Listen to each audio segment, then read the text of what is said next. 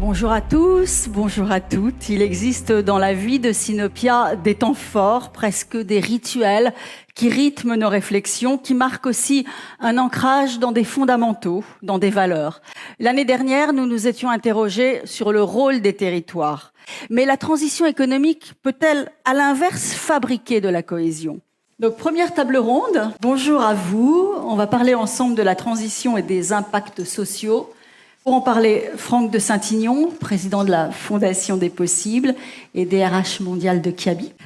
Donc, l'idée de la Fondation, au départ, elle naît comment ? Alors la Fondation, elle est née il y a à peu près 6-7 ans dans les réflexions. Et depuis 5 ans et demi, 6 ans, on est acteur. C'est né de deux acteurs, Pierre de Saint-Ignon et André Dupont, qui est le président de Vitamine T, qui ont décidé de se dire comment les entreprises très profitables peuvent ensemble se réunir autour d'une cause, qui est l'inclusion des jeunes adultes en difficulté, en précarité, vers un retour vers l'inclusion par l'économique et l'entrepreneuriat social. Et depuis 6 ans, on met ensemble des moyens en commun, les 21 entreprises, financières mais humaines, puisque la Fondation a pour objectif à la fois de connecter les entreprises aux jeunes adultes qui sont en difficulté et ouvrir leurs portes, mais c'est aussi, à travers nos entreprises, parler de la question sociale et parler de l'inclusion. Comment est-ce qu'on les sensibilise justement, ces entreprises ? Comment est-ce qu'on les amène à ouvrir leurs portes, comme vous dites ? Alors, on a un certain nombre de programmes, ouais. Mais au-delà de ça, c'est aussi des dirigeants qui incarnent complètement cette dimension sociale. Et c'est des dirigeants qui, autour de la Fondation, acceptent de dire qu'effectivement, on peut être des entreprises très profitables, mais extrêmement engagées socialement, et donc de mobiliser leurs équipes. La première chose, c'est le dirigeant qui mobilise ses équipes. Et aujourd'hui, on a à peu près 400 personnes, des entreprises qui sont bénévoles au sein de la Fondation. Et ensuite, c'est 2 choses. La première, c'est qu'on a créé des formations pour les salariés des entreprises. Une formation qui s'appelle « Et si on parlait d'eux ?»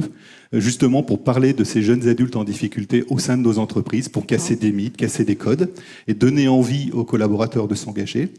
Et puis la deuxième chose, c'est faire que cette fondation est une fondation qui n'est pas redistributive. C'est une fondation d'acteurs d'entreprise. Donc tous nos programmes sont portés par nos propres collaborateurs qui s'engagent au cœur de ces actions.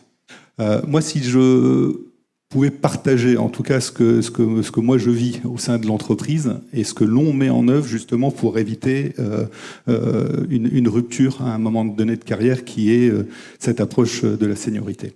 Moi, je pense qu'il y a 3 choses sur lesquelles on doit bosser. D'abord, c'est la culture humaine, l'employabilité de nos collaborateurs tout au long de leur carrière, et puis l'adaptation des postes de travail ou l'adaptabilité des postes de travail. Culture humaine, moi je suis convaincu que si la culture humaine de l'entreprise se pose sur l'acceptation des différences, des diversités, est une entreprise ou une culture humaine très inclusive, on résout un certain nombre de problèmes puisqu'on est dans la cohésion, on est dans l'acceptation de ces différences et on va trouver des solutions ensemble. Et puis ensuite, c'est l'adaptabilité. Ça, c'est de travailler avec les partenaires sociaux. Et moi, je suis très fier de bosser avec eux pour pouvoir se dire comment on fait pour que un simple poste de travail ne soit pas un frein à la continuité de l'activité du travail.